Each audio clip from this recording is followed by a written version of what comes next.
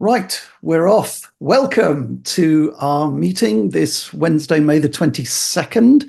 Now, I'm going to run a slightly shortened version of my introduction to normal because I suspect that probably nearly everybody that's here was present a couple of weeks ago. So you've been through all of this stuff before, but I, you all know me by now. But my name is Mike Wozniak. I'm a theatre photographer based in the UK in Suffolk.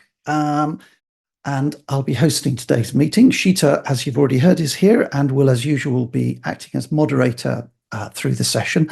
Sheeta, was there anything that you'd like to add at this point before we move on? I just want to welcome everyone for coming.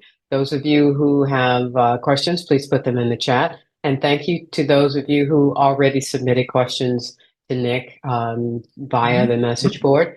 And I sent those over, so we possibly will get those covered today as well. But thank you, everyone. Great. Thank you. And Eckhart, our president, is, of course, with us. Eckhart, was there anything that you would like to say before we move on? Yes, absolutely. I also would like to welcome our audience. I'm looking forward to a very, very interesting sequel to the meeting 2 weeks ago. And also I would need to add that Sheeta was supposed to give a presentation today, including, I think, the use of artificial intelligence. And don't let you go, Sheeta. We want to hear that. So hopefully you can schedule it pretty soon. But in any event, I realize Nick's additional comments are important, and I'm glad we made that move. So we're looking forward to an outstanding presentation today. Thank you. Thank you. Thank you very much. My usual reminder, everything you need to know about NMUG can be found on the NMUG website. And I haven't posted a new thread for Nitro today. So if you have any comments or questions following today's meeting, if you can go to the message board, you'll quickly find the thread that I put up 2 weeks ago when Nick first did his presentation. And if you could add them there, that would be great. This is just for clean housekeeping. It keeps everything tidy and together. So if you could do that, that would be lovely. A couple of announcements. I'm not going to spend much time on this because I do this every week. But if you're interested, if you're a beginner and you're interested in attending a beginner's class, Dan will be doing beginners sessions on macOS on Saturday, June the 15th from 10 till midday, and on iPadOS on Saturday, June the 22nd between 10 a.m. and midday. Both sessions are free to members. Everybody will receive an invitation with the necessary Zoom link, so you don't need to register or anything like that. So we hope lots of you will come along to those events. And we're trying to, in any way possible, really, but we're trying to interest new members to our group, and we have now an open invitation to you, our hugely valued members, to invite friends or family members who might be interested in joining NMUG to come along and test the waters. You're very welcome at the moment to share the Zoom links for our meetings. All we ask is that if guests do come along, is that they just say hello to us so that we know that you're here. And please do your best. And we look forward to seeing some new faces in coming weeks. Next week, Dan is going to be sitting in the hot seat, and he'll be talking about, and I sincerely hope, demonstrating the Apple Vision Pro headset, which I look forward to very much. It hasn't yet been introduced in the UK, so I've not even clamped eyes on one yet. So I really look forward to this. And that's next Wednesday, same time, same place. And that just brings me to today's meeting. And Nick, just in case there's anybody present who wasn't here last time, I'd like to just read a snatch of Nick's extraordinary CV. Nick runs a company called Gentleman Coders, which he founded in 2016. But he's an 18-year veteran of Apple and knows more about image editing than just about anybody, I guess. His roles in the Photo Apps group included Senior Director of Engineering and Chief Technical Officer. And he also led the raw camera and core image teams, as well as the imaging teams for the Mac version of Photos. So there are a few people on the planet who know more about Photos than Nick, which I think is also one of the reasons that we were so keen to get him back, because I suspect there are a lot of people waiting with questions. And with that, I'm not going to waste any more time. I'm going to hit my stop share button and invite Nick to take the floor. Thank you very much. Great, thank you. Thanks for having me back on. I will share my screen. Okay, and, got the chat window here. All the things we must do to start one of these things. Okay, so right. So last time we talked a lot about formats and such, and then that actually, because I droned on too long, I didn't get to cover enough of the application. So I'm going to focus on the application first, and then we'll see where that takes us. So, all right. Nitro is a photo editing application. It is able to work with both the Apple Photo Library or the file system if you manage your files in the Finder.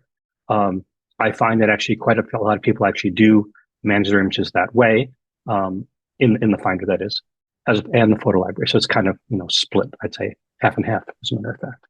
So I'm going to actually focus right now on just the editing part. And right here, I've got a window. This window has a bunch of folders in it, which I've added. So the way Nitro works is, because it's an App Store app, it is sandboxed, which means it only has access to the folders that you give it access to. So in some applications, you open them and you see this immense hierarchy of every single folder on your machine. It does not work that way. You granted access. So I've added a few folders here. There's a little plus button, lets you add additional folders. So it keeps this thing tidy on the left, and also minimizes the amount of access that programs have to data, which is always a good thing. I'm going to start with this image here, this first image here, to talk about the editing tools. So you double click an image to bring it up into the larger single viewer mode. And then this control right here brings up editing. Now, in fact, anyway, okay. So the first set of controls here are what are called quick fixes. So they let you do quick targeted changes to images. So you can see the list here. There's an auto enhance. You were not seeing. You're not seeing the screen? No, I got it. We're good. Okay, great. So you double click the image Where to get is to it? the. Oh, okay. Excuse me for a second, Nick. Everyone, please stop unmuting your mic. All right, all yours, Nick. Okay. The quick fixes are on the right here. You'll see auto enhance, highlight recovery, spot and wire removal, and cloning. So these are, again, they're grouped together because, as opposed to sliders and things like that, where you're going to make lots of small changes, these are more task oriented. So auto enhance is a tool for making a nice starting point to an image. So for this, it has the ability to do auto white balancing. It applies a level or a curve, and you can choose. Some people prefer to use levels. Some people use curves. That's what this checkbox is for. And there's an intensity slider. The intensity slider lets me dial up or down the amount of auto enhancing, because some people, they want a more, bolder image, and other people want it more muted. And there's no way for me or anybody else to actually decide on what is the best auto enhance for every person. So this slider lets me basically bring it up and down. So I can pick this auto enhance button here. And now that you may say, okay, that's overdone, and I can just dial this back now and see this is nothing, and I can dial this up to whatever I want to as a starting point. This button here, which looks like two rectangles, is a show original button. I can use that to show the image before and after. This would remove the auto enhance. This control actually appears in a few other places, so I'm just pointing it out. It's here because of the task-oriented nature of this control. You can also click and hold on the image, or you can press the M key to show the original. So auto enhance is just a way to get started in images. I'm going to go to another one right here, which is this one.